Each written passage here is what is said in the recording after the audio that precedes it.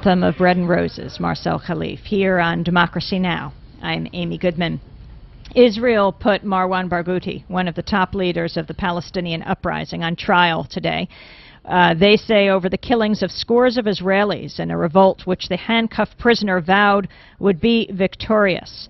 A defiant Barghouti shouted in Hebrew at reporters who packed a Tel Aviv district courtroom, as well as in English at the start of Israel's first civilian trial of a major player in the nearly 2-year-old uprising for independence. He said, "The Intifada will win."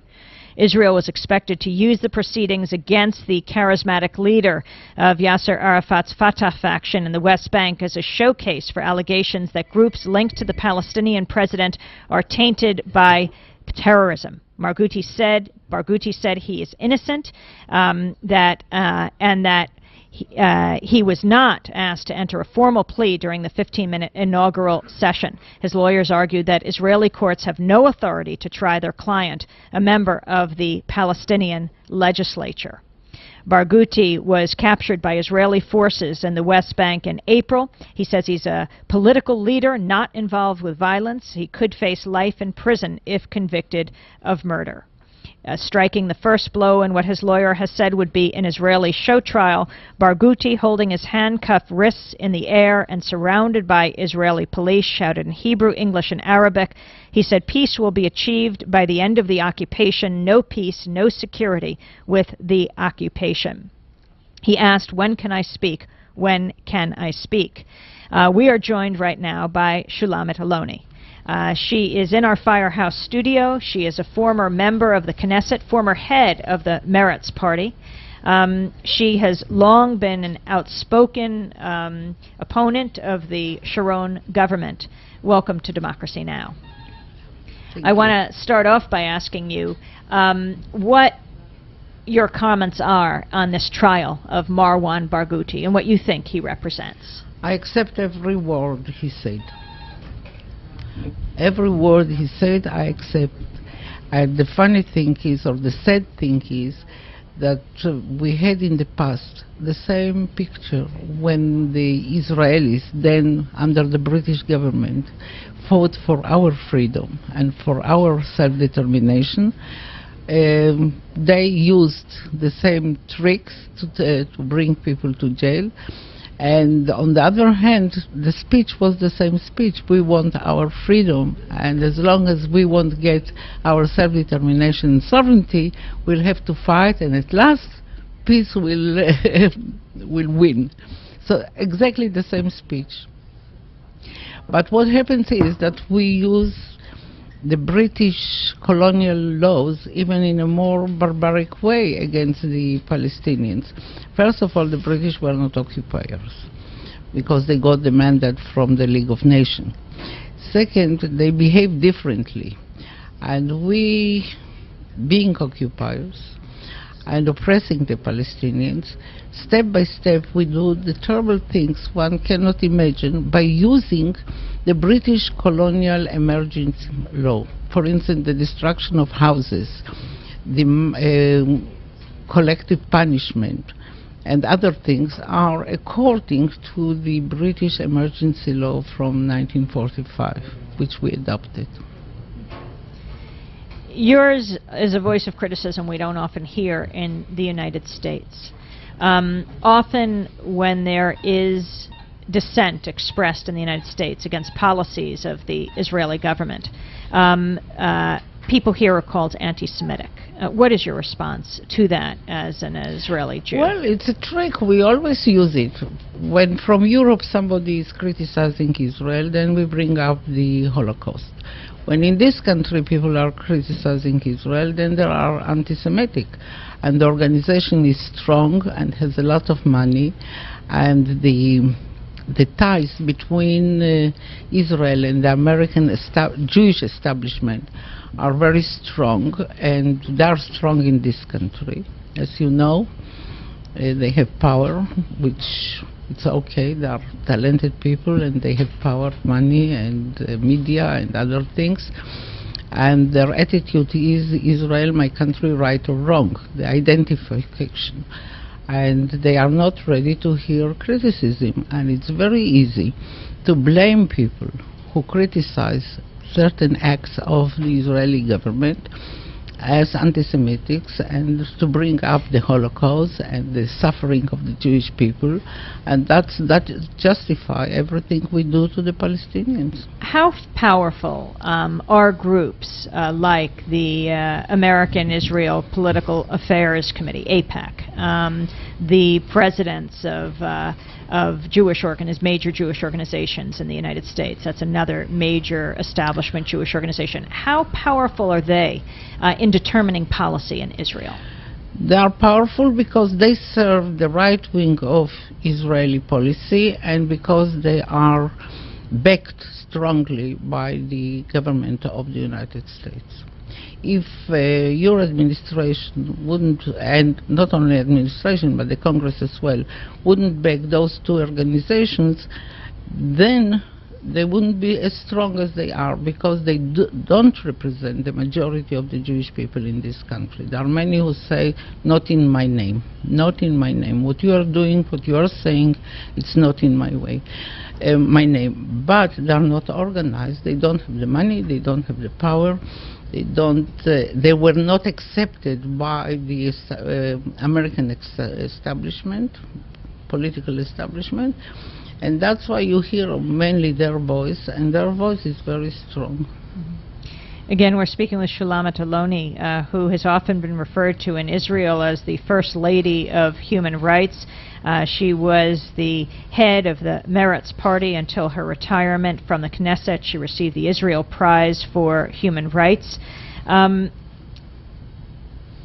You have been quoted as saying the occupation is killing us all. Yeah, that's right. It's killing the Palestinians, and it's a disaster to the Israelis because, first of all, morally speaking, you know, when we established the State of Israel, and I was one of those in the Palmach and fighting for establishing this state during the War of Independence, we were sure that we are building a model state, a moral state. So when we were weak, we used to speak so highly of the Jewish values. And your people here also speak so highly of the Jewish values. And the Jewish values don't include discrimination against the other, and the kind of oppressing the other, and to take away their rights. And that's what we have. We deal with the Israeli Arabs as second-rate human beings. We deal with the Palestinians under our oppression and suppression, and you can use every word, because we change every town and every village into a camp of a camp. I don't want to use the words because it might remind, you know, different other camps, but people cannot go out. And you have curfew there, and they cannot go to work, they cannot get to a hospital, they cannot go to schools, they are hungry, they have to stay at home, they don't have air conditioning, sometimes they don't have electricity, they are short of drinking water, not of water, of drinking water, while they see the settlers next to them having the swimming pools, having the lawns, in their land, on their land. So we have a real problem. It's killing us morally, and it's killing us economically as well. Because in Israel we have a tremendous big number of unemployment, of poverty, of backward people, education, low education in the developing places, the townlets in the north and in the south, and the money goes to the settlers because they get free land. The government gives them a tremendous amount of money. Sharon was the person, before he became the prime minister, he was a minister of agriculture, minister of Minister of Defense. He was a minister during the war in Lebanon. He was a minister of And he was trade. thrown out because of presiding over the massacres at Sabra and Yeah, Kila. and no one understands why he became such a hero, and your prime minister says that he is a man of peace. What do you think has to happen? What has to happen? If there won't be, why I say that I agree with every word was said by Burgodi, because as long as the occupation is there, there won't be peace. As long as the occupation is there, they will fight. And I don't believe that Sharon and his people and the zealots can deport 3 million people or to make them slaves, as some of them suggested. And unfortunately, your government didn't prepare its homework, and many things they don't know.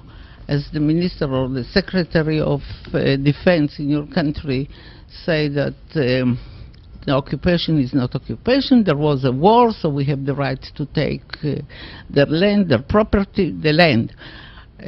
He should have read the international laws and the conventions which say that you cannot by power annex land or put settlements there.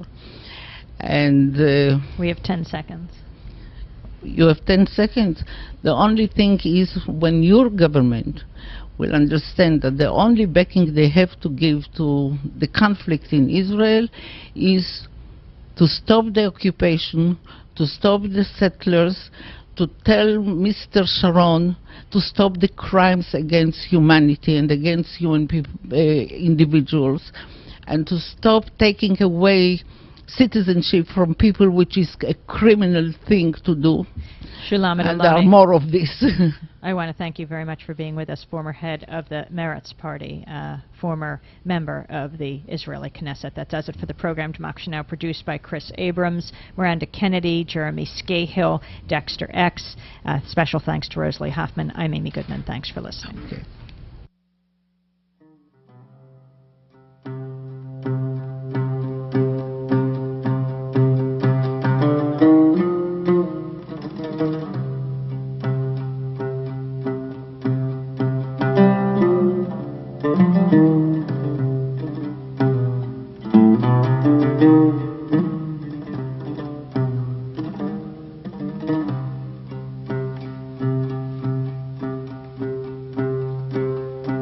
بغيبتك نزل الشتي قومي اطلعي عالباب